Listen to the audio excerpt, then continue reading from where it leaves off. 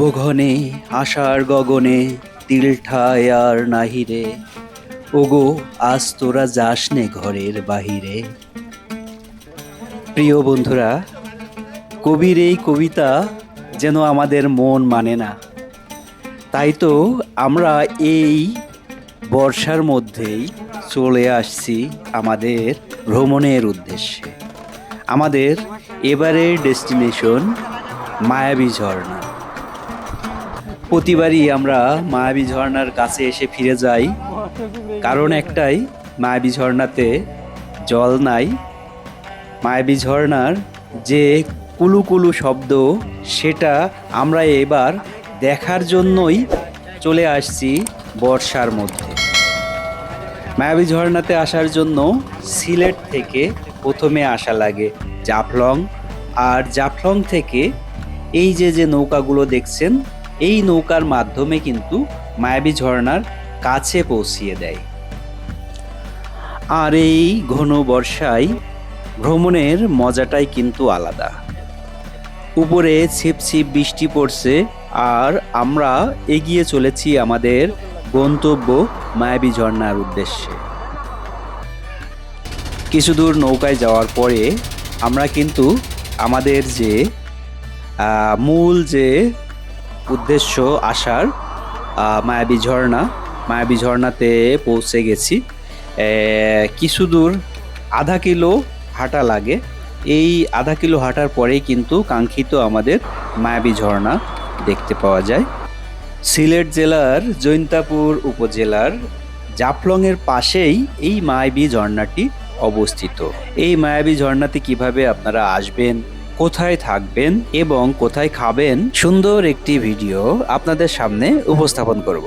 মায়াবী ঝর্ণাতে আসার জন্য ঢাকা থেকে আপনারা বাস, ট্রেন ও প্লেনে করে সিলেটে চলে আসতে পারবেন। সিলেট থেকে মায়াবী ঝর্ণা তথা জাফলংয়ের দূরত্ব মাত্র 65 কিলোমিটার।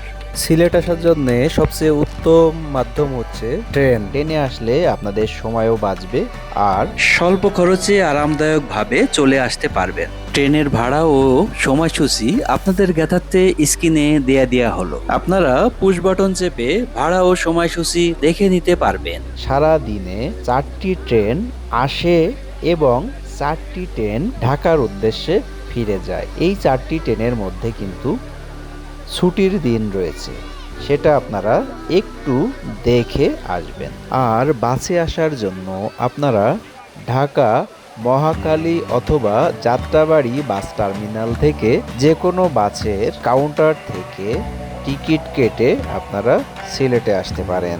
ঢাকা থেকে সিলেটের বাসের ভাড়া এসিগুলো 1500 টাকা প্লাস এবং নন এসিগুলো 800 থেকে 1000 টাকার মধ্যে আপনারা পেয়ে যাবেন।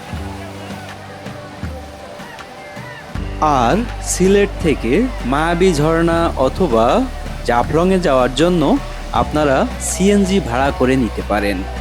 যদি সংখ্যায় 3 থেকে 4 জন হন, তাহলে সিএনজি ভাড়া নেবে 1500 থেকে 1800 টাকার মধ্যে। এছাড়াও আপনারা লেগুনা অথবা চাঁদের গাড়িতেও আসতে পারেন যদি সংখ্যায় বেশি থাকেন। এছাড়াও আপনারা সাধারণ পরিবহন অর্থাৎ পাবলিক পরিবহনেও আপনারা অল্প টাকার মধ্যে এখানে আসতে পারেন।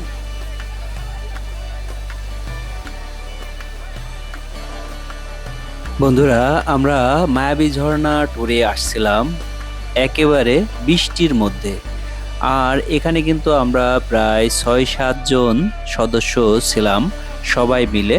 আর আপনারা জানেন, এইসব জায়গায় যদি বন্ধুমহল মিলে না আসি, তাহলে কিন্তু সেই ভালো লাগাটা, সেই অনুভূতিটা আসে না। আর এখানে এসব জায়গায় ফ্যামিলি নিয়ে আসার মজাটা একরকম, আর বন্ধু বান্ধব নিয়ে আসার মজাটা অন্যরকম।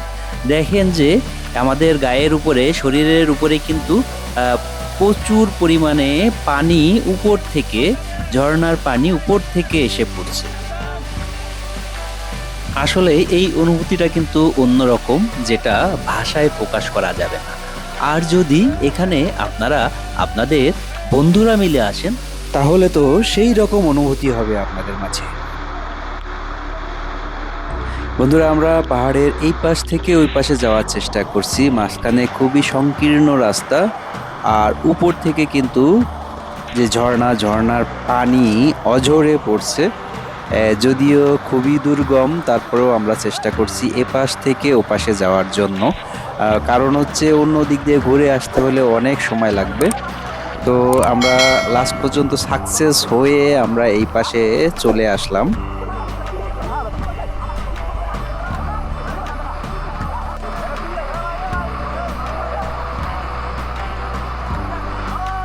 ঝর্ণার পানি ছুটে এসে বারবার আমাদের ক্যামেরার লেন্সে কিন্তু পানি চলে আসছিল, পানি লেগে যাচ্ছিল ক্যামেরার লেন্সে। পানি লাগার কারণে সামনের যে ছবিগুলো কিন্তু অস্পষ্ট আসছিল। আর একটা কথা বলে রাখি, এই ঝর্ণায় যদি আপনারা আসতে চান, অবশ্যই ওয়াটারপ্রুফ ক্যামেরা আপনারা এখানে ব্যবহার করবেন। আর ওয়াটারপ্রুফ ক্যামেরা না ব্যবহার করলে যদি নর্মাল মোবাইল ব্যবহার করেন, তাহলে কিন্তু আপনারা ভালো ছবি এখানে তুলতে পারবেন না, ভালো ভিডিও করতে পারবেন না। আর এটার জন্য আপনারা সহযোগিতা নিতে পারেন, এখানকার যে ক্যামেরাম্যানগুলো থাকে তারা আপনাদেরকে স্টিল পিকচার তুলে দিবে টাকার বিনিময়ে। 3 টাকা থেকে 5 টাকা তারা পার পিস ছবি। তবে তাদের সাথে অবশ্যই কথা বলে আগে কন্ট্যাক্ট করে তারপরে আপনারা তাদেরকে ছবি তুলতে দিবেন। আর এই মায়াবী ঝর্ণাতে আসার উত্তম সময় কিন্তু এই যে ঘন বর্ষা এখনই। আপনারা যদি ঘন বর্ষার পরে আসেন, তাহলে কিন্তু এখানে এই যে পানিগুলো নাও পাইতে পারেন, তখন হালকা পানি থাকতে পারে। আমরাও এর আগে বেশ কয়েকবার এখানে আসছিলাম, তখন পানি না থাকার কারণে আমরা দূর থেকে দেখে চলে গিয়েছি, এই রকম এনজয় করতে পারি নাই। আর এই মায়াবী ঝর্ণার বেশ কয়েকটা স্তর রয়েছে। একেবারে নিচের স্তরে যারা নড়াচড়া করতে পারে না, একেবারে ছোট্ট বাচ্চা শিশুরা তারা নিচেই থাকে এবং বৃদ্ধারা নিচেই থাকে। আর আমাদের মতো যারা আছি তারা কিন্তু আমরা অনেক উপরে উঠে গিয়েছিলাম, একেবারে অগ্রভাগ বলা যায়। তবে আরও উপরে আছে ওঠার জায়গা, কিন্তু অত উপরে উঠতে দেয় না সবাইকে, পারমিশন দেয় না। উপরে উঠতে হলে আবার অনেকে উপরে উঠে নামতে পারে না, সেই জন্যে আমার মতে বেশি উপরে না উঠে এই যে মিডিলে আমরা আছি, এখানে উঠলে এখান থেকেই বেশি এনজয় করা যায়। এখানে থেকে বেশি পানি এখানে গড়িয়ে পড়ে, এটা বেশি ভালো লাগে। আর বন্ধুরা, আমরা এখানে আসার পরে কিন্তু আর নিচেই নামতেই চাচ্ছিলাম না। তার কারণ অনেক ভালো লাগছিল। এখানে প্রায় 3 ঘন্টা থেকে 3.5 ঘন্টা আমরা এসে এই ঝর্ণার নিচেই আমরা এই সৌন্দর্যটা আমরা এখান থেকে অনুভব করছিলাম।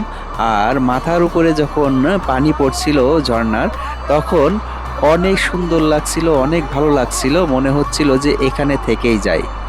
আর এই ঝর্ণার টপে একেবারে উপরের দিকে বেশ কয়েকজন উঠে গিয়েছিল, এ কারণে মাঝে মধ্যেই কিন্তু এখান থেকে যারা স্বেচ্ছাসেবক আছে, এখানকার যারা নিরাপত্তায় আছে, তারা কিন্তু মাইকিং করছিল উপরে না ওঠার জন্য এবং নিচেই নামার জন্য তাদেরকে বারবার করে অনুরোধ করছিল। আর এখানে কিন্তু লকারের ব্যবস্থা আছে। আপনারা যারা মোবাইল আনবেন, এক্সট্রা কাপড় আনবেন, তারা ওই লকারে রাখতে পারবেন। আপনাদের মানি ব্যাগগুলো সব কিছুই ওখানে রাখতে পারবেন মাত্র 50 টাকার বিনিময়ে। এবং এখানে কিন্তু আপনাদের ড্রেস চেঞ্জের রুমও রয়েছে, ড্রেস চেঞ্জের জায়গাও রয়েছে। ড্রেস চেঞ্জ করার জন্যও 50 টাকা নেয় এখানে। তো সর্বোপরি সব মিলায়ে বেশ সুন্দর এবং আমরা ভালোভাবে উপভোগ করছিলাম এখানে আসার পরে। আর আপনারা যদি গ্রুপে একাধিক জন আসেন, তাহলে এখানে ওঠার সাথে সাথে আপনারা ছবিগুলো উঠায়ে ফেলবেন। কারণ হচ্ছে আপনার কাছে মোবাইল নিয়ে এখানে ভিজতেও পারবেন না, এখানে এনজয় করতে পারবেন না।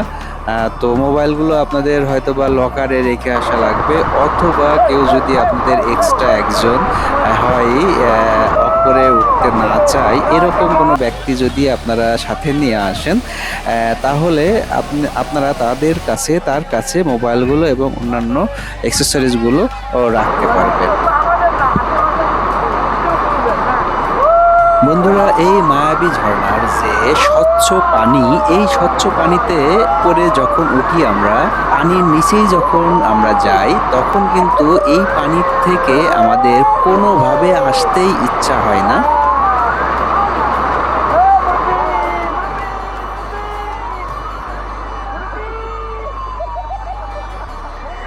বন্ধুরা, আমাদের সাথে কিন্তু আমাদের এক বড় ভাই গিয়েছিল। তো তার সাথে কিন্তু আমরা অনেক আনন্দ ফুর্তি করছি, অনেক তামাশা করছি। তো সেও বিষয়টা অনেক ভালোভাবে নিয়েছিল। আর সবসময় আমরা এইভাবেই থাকি, আর এইভাবেই আমরা আনন্দ ফুর্তি করি বিভিন্ন জায়গায় গেলে।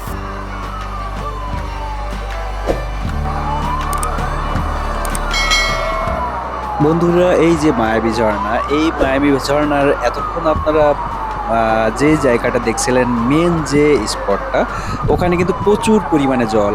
আর এই যে এই সাইডটা দেখছেন, অন্য আর একটা সাইড, এই সাইডটাতেও কিন্তু অনেক সুন্দর। এই সাইডে কিন্তু জলের পরিমাণ কম হলেও অনেক সুন্দর। এই জায়গাটাও, এই সাইডটাও অনেক সুন্দর।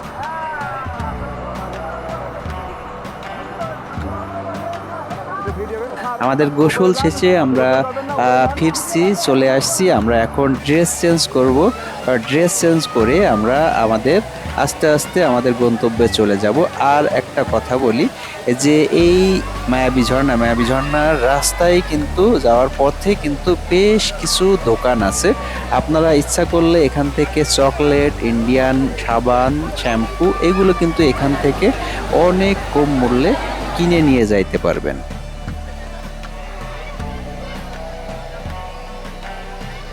আর আমরা মায়াবী ঝর্ণাতে গোসল শেষে মায়াবী ঝর্ণারই আসার পথে যে রাস্তায়, এই রাস্তা থেকে কিন্তু খাবারের কাজটা সেরে নিয়েছিলাম দুপুরের পরে। খাবার কেমন লাগছে? খুবই টেস্টি, খুবই সুন্দর, জাস্ট ওয়াও।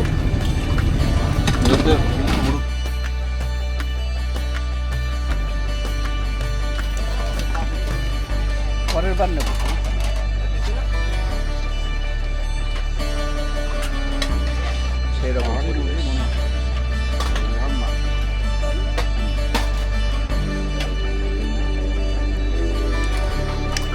বন্ধুরা, পরিশেষে দুটি গুরুত্বপূর্ণ কথা বলি আপনাদের জ্ঞাতার্থে। যারা সিলেট ভ্রমণ করতে আসবেন, আপনারা 2 দিন হাতে নিয়ে আসবেন।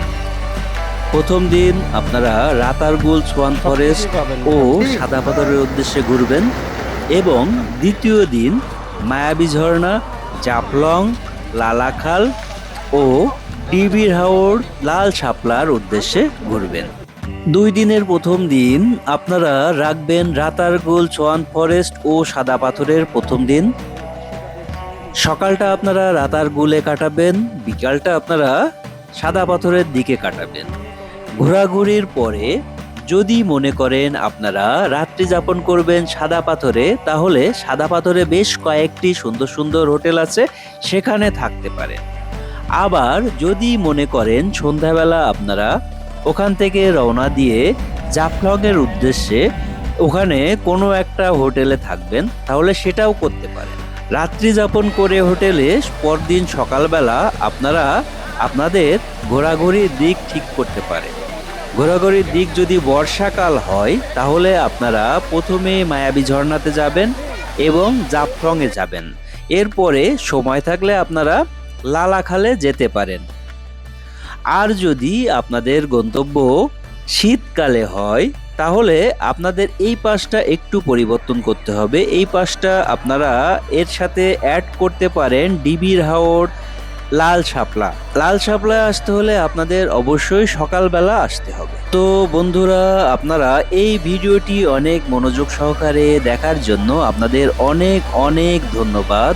আর এই ভিডিও থেকে আপনাদের যদি শিক্ষামূলক কোনো কিছু জানতে পারেন, তাহলে চ্যানেলটি সাবস্ক্রাইব করে অবশ্যই পাশে থাকবেন সবসময়। ধন্যবাদ সবাইকে।